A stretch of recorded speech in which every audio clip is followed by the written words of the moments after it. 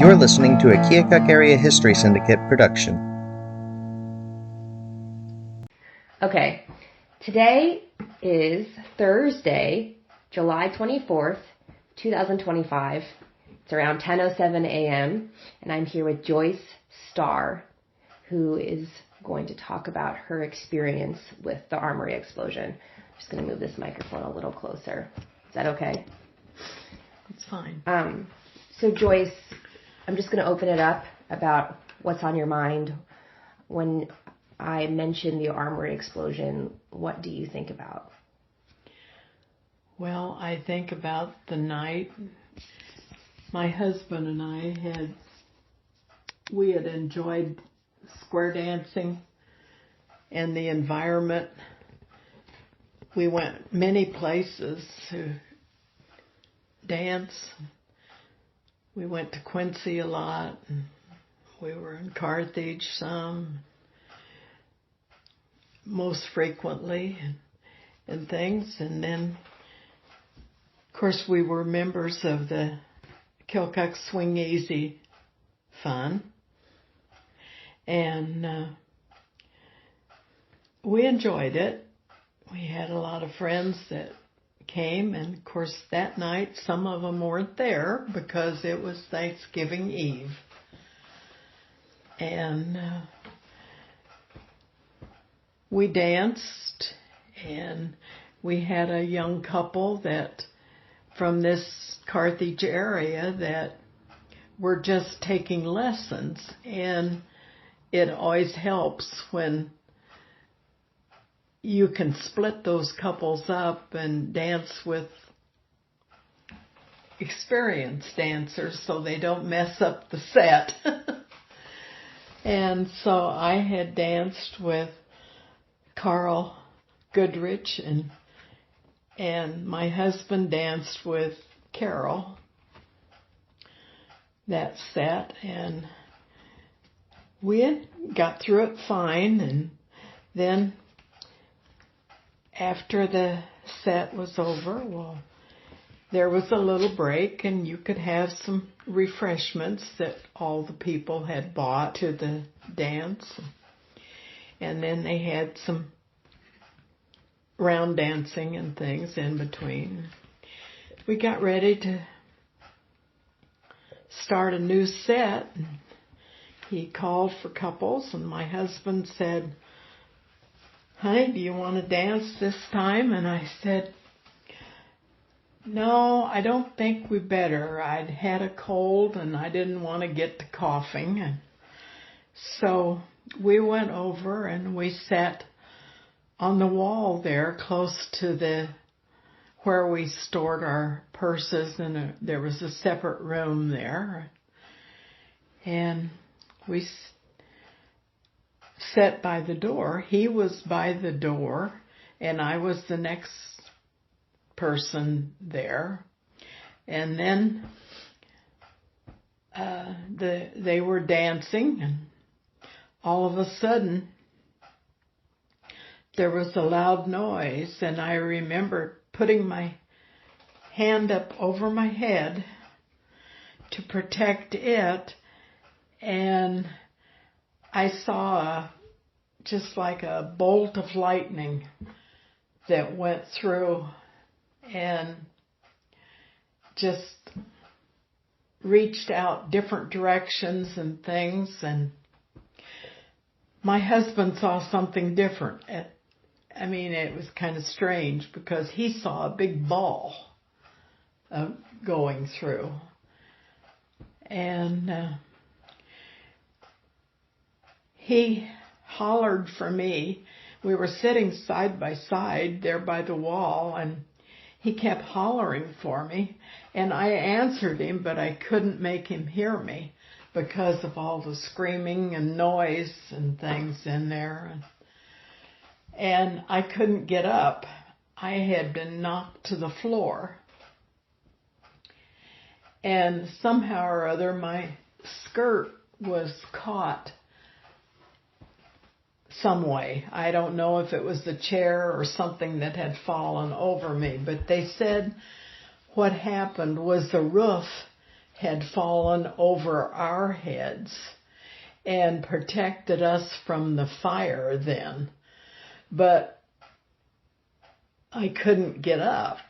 And so I kept pulling, and he kept hollering, and I finally got myself loose, and he and a Vera Carroll kicked the door down. It had blown shut. They kicked the door down, and we went out that side entrance and climbed out through the windows and went outside. One of the dumbest things we did was we got out there, and I said, I forgot my purse. I didn't pick it up. And my husband went back in that room and got my purse and brought it out. We stood out there for a while and watched all the commotion, the fire and the trucks and everything. And I said, Harold, we better get to a telephone. Because I said, my father had just been discharged from the hospital with a heart attack. And I said, this is going to be all over the news. So we got in the car and we left there. And I've always wondered what people thought at first when they saw us, because my hand was bleeding from where I had protected my head, and my skirt was the ruffles were all torn and hanging down. My husband had a scratched forehead and things. We went and called my parents, and we called his mother. And it was on the radio shortly, and one of his brothers was at a restaurant in Hamilton, and he went home, and the other one lived in Nauvoo and worked with the fire department. And so they headed over there. I didn't see them. But anyway, we went back to the scene, and we stood out there and watched what was happening and saw whoever got out and so forth. And then this grandparents were there, and I talked to them, and of course their family, the couple that we had danced with that night, they were both killed, and as were a lot of the people that had danced in the same square area where we had danced the previous dance. So my husband said it was the best cold I ever had. And then after the explosion and things, well, Thanksgiving was, we just talked about it and listened to the news and things, and it relived it again. Then after a while, and we went to a lot of the funerals and things, and then they had a meeting over in Keokuk, and we got together in a basement of one of the homes and formed a Keokuk Swing Easy Disaster Fund, because money started coming in from all over the world. There were square dance clubs across the world and that started to have benefits and send money, and so we served on that committee for 50 years, and they distributed funds to those that had left orphans and for education, sometimes health issues, and for those that had survived and things. And then we met pretty regularly and made decisions on what we were going to do with the funds and distribute them throughout the area. And then we finally, after 50 years, decided that it was time to close it down. So we still had some funds left. I don't recall the amount, but I know we gave some to the Keokuk Hospital, some to the Carthage Memorial Hospital, and some went to St. Jude. And I guess that's most of the story. If you got any questions. So how old were you at the time of the explosion? Well, it was in 1965, and I was born in 1937. So you were 28. 28. Uh-huh. Was your daughter born at that point? No, she wasn't born until 1976. Okay. So, following the explosion, you said that you attended the funerals and you got together and you started the Disaster Relief Fund. What was the community response? You have the square dancing community, but the Carthage, tri-state response, what was that like? Well, of course, it shocked everyone. It was a big deal. Throughout the area. I don't know from whom all the donations came, but I know we went to a lot of benefits and things at the square dances and things, and I'd come home and we'd put the money in the freezer because we couldn't get to the bank and things yet to deposit it. It was in all the local newspapers, and they had stories about it because there were a lot of people from Keokuk, Carthage area, Hamilton. Yeah. It was a lot of people were affected by it. It's still considered one of the largest disasters in Iowa today. Yeah, it was pretty traumatic.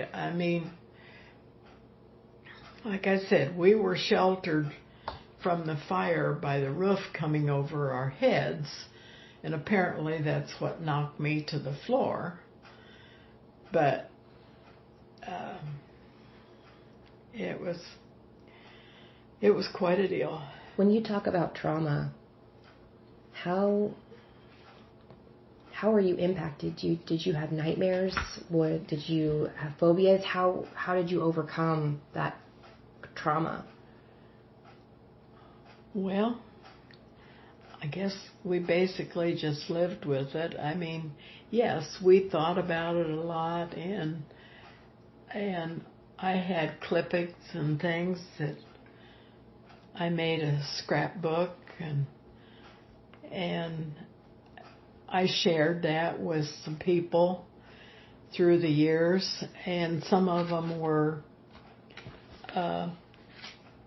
grandchildren or something of those that had been deceased, and there was one couple over at Hamilton that I know they weren't involved with it originally, but they had a couple of kids and they wanted to let their kids see that. And then later, one of the kids ended up marrying, I think it was a grandchild of one of the things, and so they looked through it too, and she told me that her engagement ring was that of his grandmother's. Wow. So in your opinion, did you feel like cataloging, scrapbooking, telling the story, reconstructing, and finding meaning from such a terrible event brought healing to people? Like when they were able to see it in the newspapers and read about it and learn about it, was that healing for some people? Oh yes, I think a lot of people hadn't heard about it, after a while. Like these people were apparently, when it was the grandchildren, they were not even born yet or young, and so a lot of people hadn't heard about it, or they had relatives that were involved and friends, and they got to thinking about it, and when they found out I had the scrapbook and some of the information, well, they'd contact me, and I loaned it to several people in the area. You mentioned that you knew the Goodriches, that you were just dancing with them before the explosion. I was curious if maybe I could go through some of the names of the victims and you could tell me what you remember about them. Would that be okay? Well, I don't know if I remember a lot about them. And that's okay. I remember the Joys. Of course, Nola was killed. Jay was her husband, and I know. Well, what did you remember about the Joys, or I mean, he had to have an artificial ear put on because it was destroyed by the fire. Of course, there were a lot of them that had severe burns and things that did survive. And I know, I can't think who it was now, but there was one lady that was trapped by a beam that went down in the center, and she had to crawl out the other side of the building and things to get out after she finally made it. It says in this one of these newspaper articles that Carol and Carl, they died, but Cindy was also there, their daughter. There was several children that came, and they went in the basement area and played and things, and then they were trying to get those children out, right away, as they did everyone else. Yeah. I mean, I'm just sure it was chaos. It was. Unless you were there, you can't imagine. I mean, Did you know the Goodrich family at all before square dancing? What were they like? Well, they were a younger couple, and they had, what was it, they had several children that were left with as orphans, and the grandparents ended up raising those kids. I don't know where they are now, but I know we help financially with some of the education. Yeah, the needs that they had. Issues.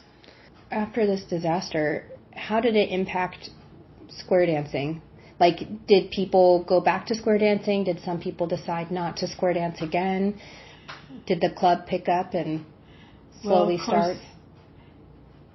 The explosion killed, I think it was 21 people. And we figured there was about 60 there. So about a third of them passed away. And afterward, we danced some at a place in Hamilton. And of course our crowd was diminished because of the explosion and things, and not everyone came back, but some did. And I remember one night we were there, and they said for everyone to get out, and I got out, and to this day I don't know how I got out. I just went. I mean, I reacted so quick because it was like a traumatic response. Right. Yeah. And we both got out, and nothing happened, fortunately, but everybody was on edge because right. of the past. Yeah. I mean, you just yeah. run. Yeah. Wow. But when you think about this happening, if this were something like this, heaven forbid, were to ever happen again, what advice would you give to the community? How can we best support people in trauma or who are going through the unimaginable? Well, one thing, you certainly shouldn't go back in to get your purse, something else. Get your purse or anything, because such a dumb thing, but the mind just gravitates to something and holds on, even if it's not logical, because it's trying to make sense of something. Fortunately, it worked and made it out okay, but I don't know. I mean,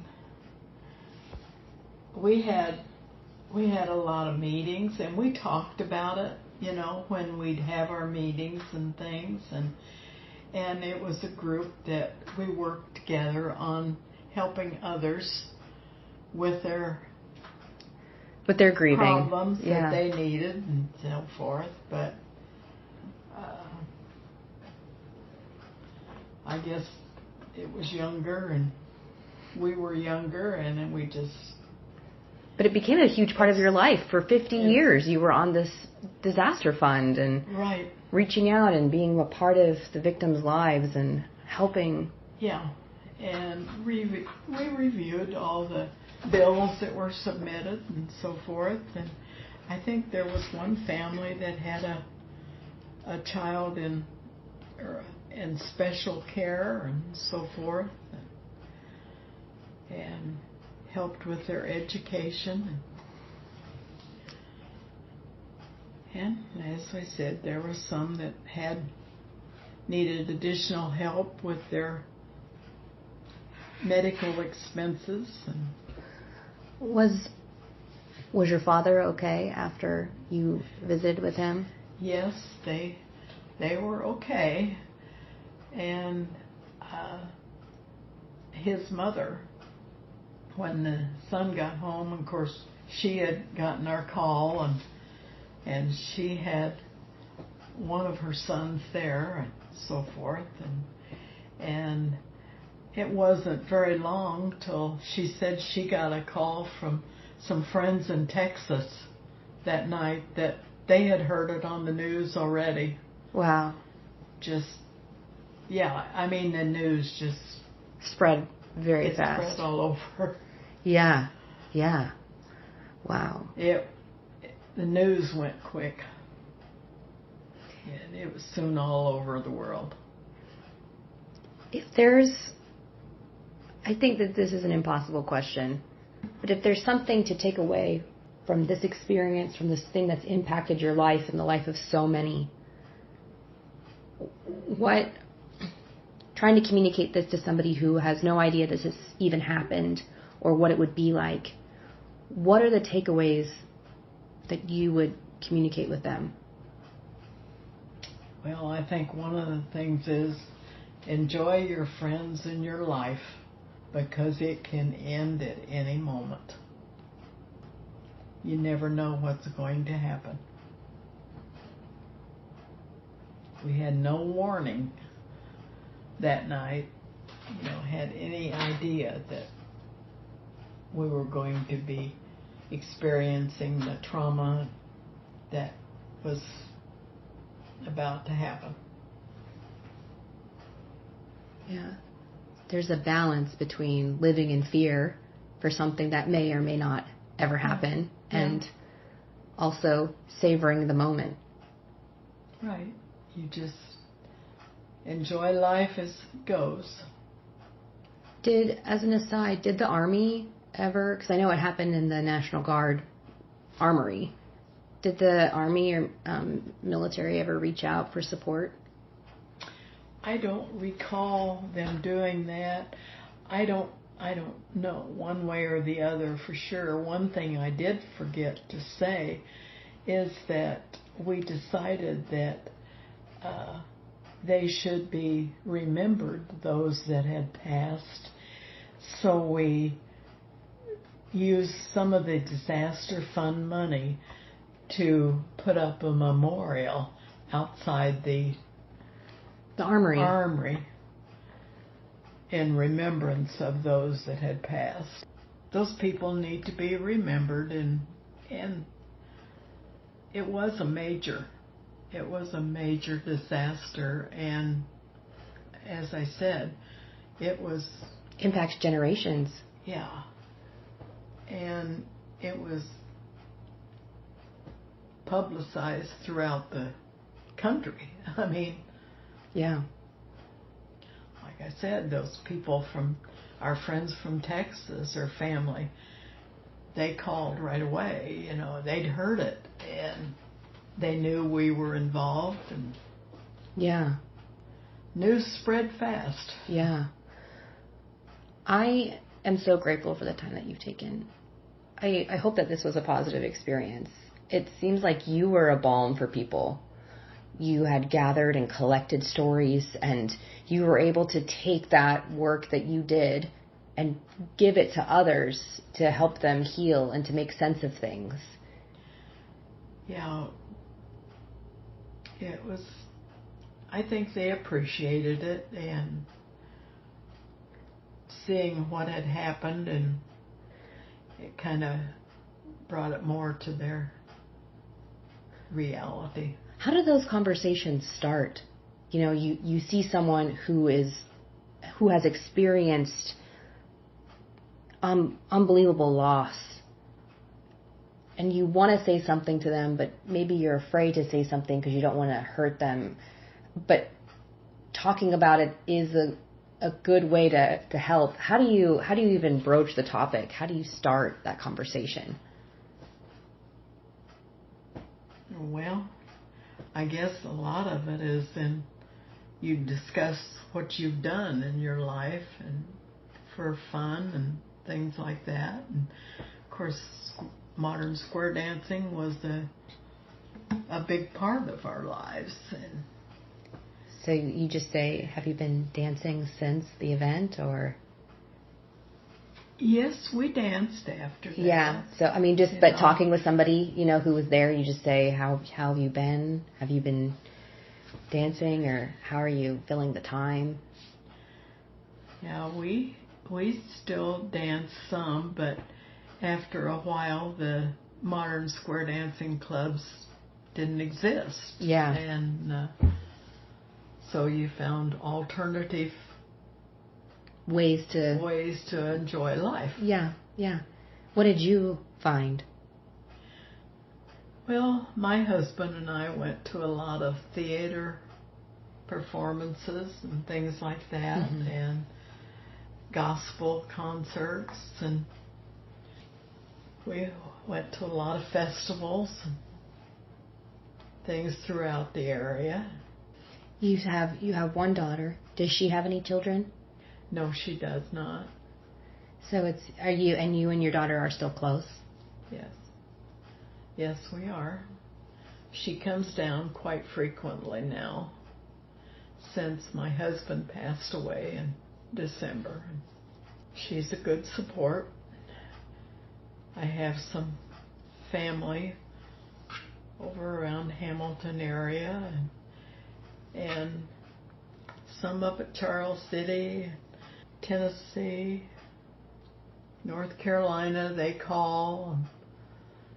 I got some of my family from Kentucky that call, visit occasionally. That's great. It's hard to deal with because it's a different life now that my husband has passed after 66 and a half years. Yeah. You get so used to Companionship and doing things together, and I miss him dearly. Joyce, this has been a really beautiful time with you. Thank you for sharing something so personal.